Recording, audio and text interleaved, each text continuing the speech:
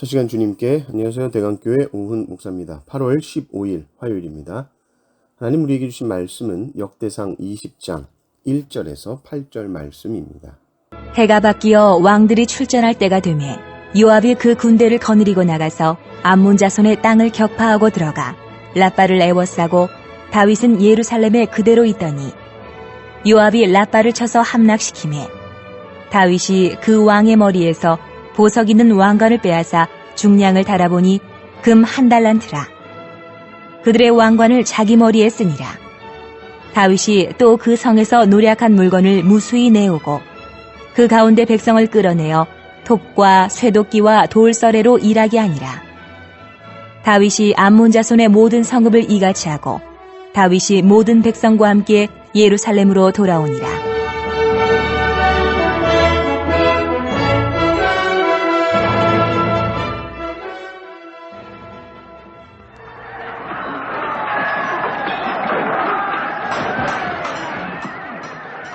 이후에 블레셋 사람들과 게셀에서 전쟁할 때에 호사 사람 십부게가 키가 큰 자의 아들 중에 10배를 쳐 죽이매 그들이 항복하였더라.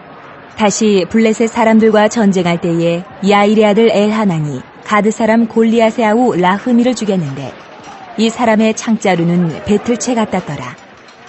또 가드에서 전쟁할 때에 그곳에 키 큰 자 하나는 손과 발에 가락이 6씩 모두 24이 있는데 그도 키가 큰 자의 소생이라. 그가 이스라엘을 능욕함으로 다윗의 형 시므아의 아들 요나단이 그를 죽이니라. 가드의 키 큰 자의 소생이라도 다윗의 손과 그 신하의 손에 다 죽었더라.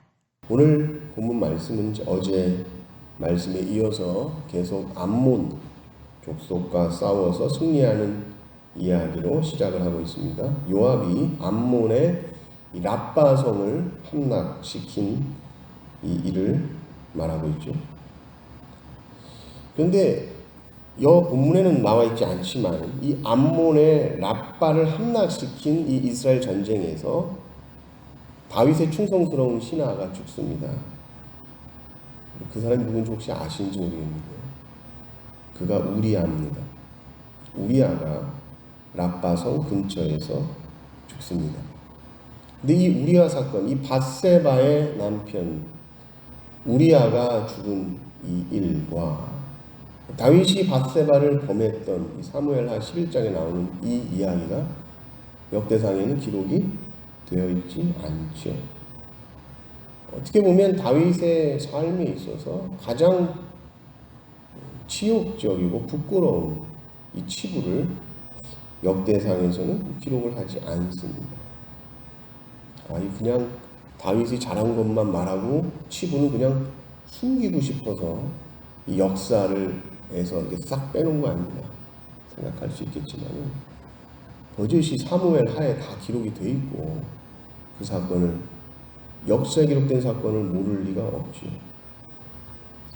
그 뒤에 나오는 이야기를 보면 사실은 어떻게 보면 이 역대상 이야기가 더 다윗의 죄를 끔찍하게 보이게 하는 역할을 하기도 합니다. 한번 2절을 보십시오.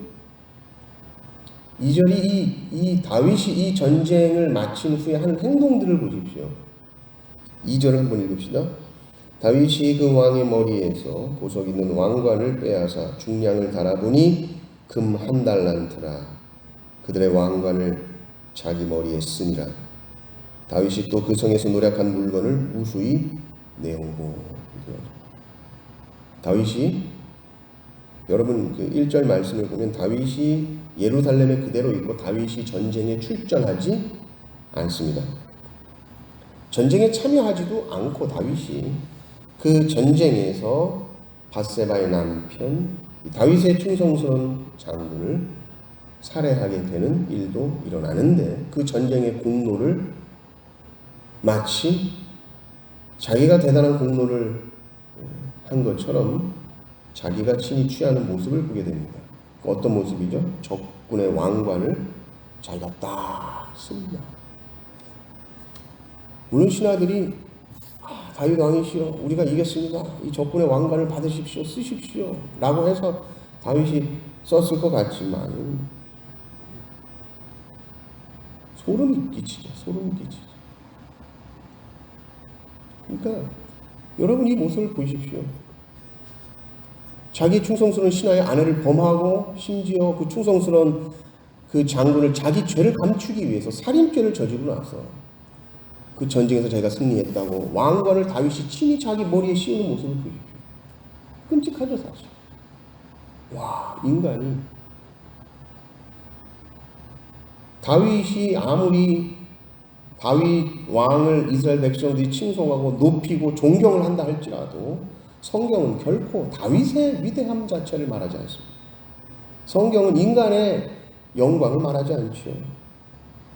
자기가 지금 왕관을 쓰고 있어도 아무리 자신을 지금 전쟁 후에 높인다 할지라도 인간은 누추한 죄인이다 라는 것을 오히려 굉장히 간접적으로 우리의 역대상 말씀을 통해서 깨달을 수 있습니다. 그러나 중요한 것은 그럼에도 불구하고 하나님이 다윗을 사용하시죠. 4절부터 보면 블레셋과의 전쟁에서 승리하게 하십니다. 블레셋은 무조건 싸우면 다 이깁니다. 10번 싸우면 10번 다 이기는 것이 블레셋입니다. 이런 인간의 죄와 연약함에도 불구하고 하나님은 하나님께서 택한 이 다윗 왕을 끝까지 사용하시고 놓지 않는 모습을 우리가 보게 되는데요. 4절부터 보면 이 블레셋과의 전쟁이 나오죠. 특별히 반복해서 계속 나오는 말이 키 큰 자, 키 큰 자, 키 큰 자. 심지어 이들이 이제 키만 큰 것이 아니라 굉장히 힘이 세다는 것을 강조하기 위해서 이 원래 인간의 손이라는 이 말을 성경에서는 굉장히 능력과 힘으로 많이 표현을 하는데 손가락, 발가락이 다 6개씩 있어가지고 다 합쳐서 24개인 사람이 등장합니다. 이것은 엄청 힘이 세다는 거예요. 엄청 힘이 세. 거인족들이 등장을 하는 거죠. 성경을 보면 이 거인들은 창세기부터 꾸준하게 등장하는 존재가 거인들입니다. 거인은 하나님을 대적하는 존재로 나옵니다.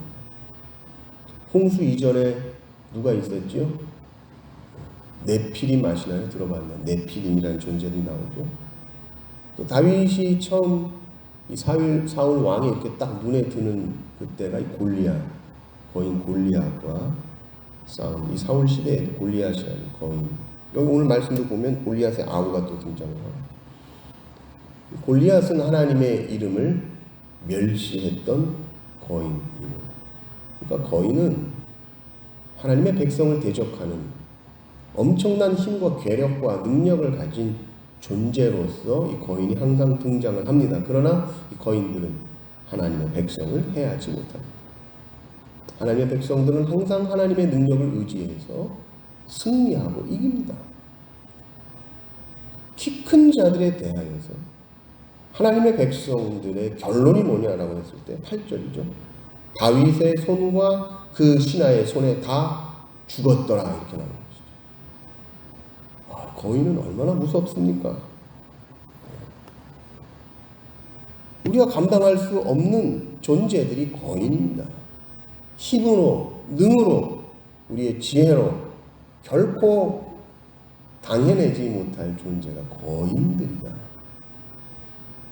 그러나 다윗의 손, 그 신하의 손에 다 죽었더라라고 할 때에 여러분 복 있는 사람 그 해설해놓은 본문을 보면 이 다윗의 손이라고 했어요. 이 손은 다윗의 손에 다 죽었더라라고 했을 때 이 손을 기도의 손이라고 해설을 해놨습니다.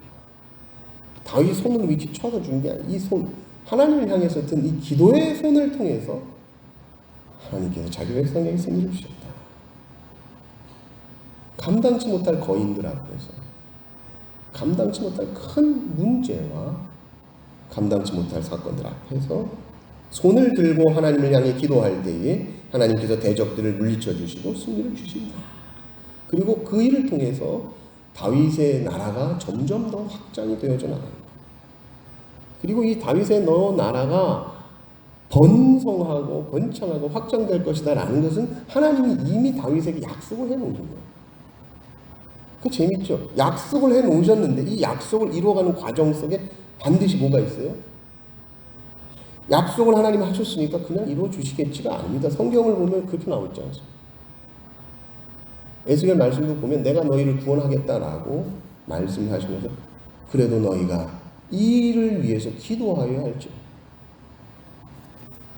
하나님께서는 이미 승리를 약속하시고 다윗의 나라의 번성에 대해서 약속을 해 놓으셨는데 다윗의 손을 통해서 그 일을 이루신다라고 했을 때 그것은 기도의 손이다.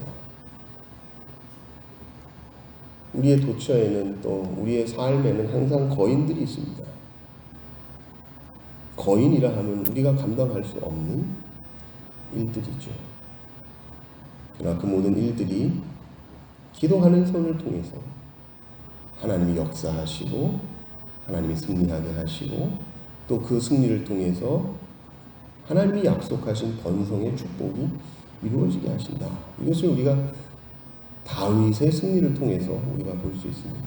이것은 전적으로 우리의 힘이나 능력이 아니라 우리는 죄인이고 우리는 때로 끔찍한 일들 행하는 누추하고 비참한 죄인임에도 불구하고 하나님의 은혜로운 약속이 우리 기도를 통해서 이루어지게 하시고 또 우리가 우리의 죄를 회개하고 하나님만을 의지하며 기도하며 나갈 때에 하나님의 약속이 이루어지는 줄을 믿습니다. 하나님의 약속은 자동적으로 이루어지는 것이 아니라 이미 약속하셨지만 그럼에도 우리의 기도를 통해서 하나님이 일하신다. 그것은 하나님이 우리와 함께 일하고 싶어 하시기 때문이고 그것은 우리를 사랑하시기 때문입니다.